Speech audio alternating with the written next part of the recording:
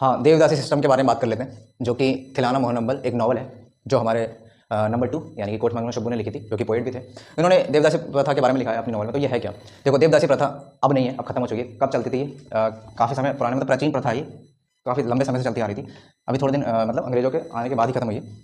ठीक है, अंग्रेजों के ज़माने तक थी है, जब अंग्रेज आए थे तभी खत्म हुई थी। उसके बाद तो ये थी क्या और क्यों शुरू हुई थी? और ये देखो, सबसे पहले ये थी क्या, इसमें होता क्या था? इसमें जैसे कि आपको दिख रहा होगा देवदासी, अगर मैं इसको अलग अलग करूँ तो देवदासी बनेगा। देव की दासी, देव कौन है? देव जो गॉड होते थे, भगवान होते थे। कहाँ? अच्छा, ये देवदासी सिस्टम होता था कहाँ पे था? मेनली मंदिरों में चलता था ये। कहाँ के? साउथ इंडिया के, मेनली साउथ इंडिया के। साउथ इंडिया के जो टेम्पल थे वहाँ पर देवदासी प्रथा प्रचलित थी। देव का मतलब गॉड, दासी मतलब सर्वेंट कह सकते हो आप, कि गॉड की सर्वेंट।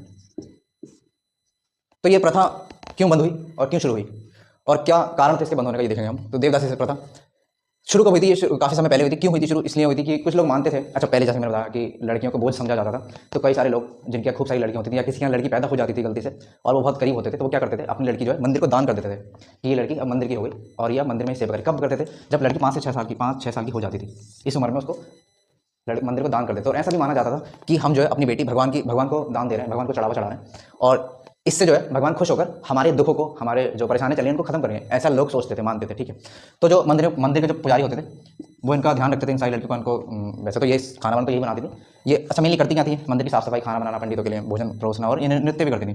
जो हमारा क्लासिकल डांस होता था। बुराई कब हुई? बुराई तब हुई जब दो चार पंडितों ने जो कि इन लड़कियों को बेचना शुरू कर दिया। ये क्या करते थे? जैसे कोई आया आदमी, वो अपनी बेटी दान करके गया, ठीक है, उसके घर में मान लो 8-10 लड़कियां हैं, 1 2 3 4 जितनी भी थी दान करके चला गया मंदिर में।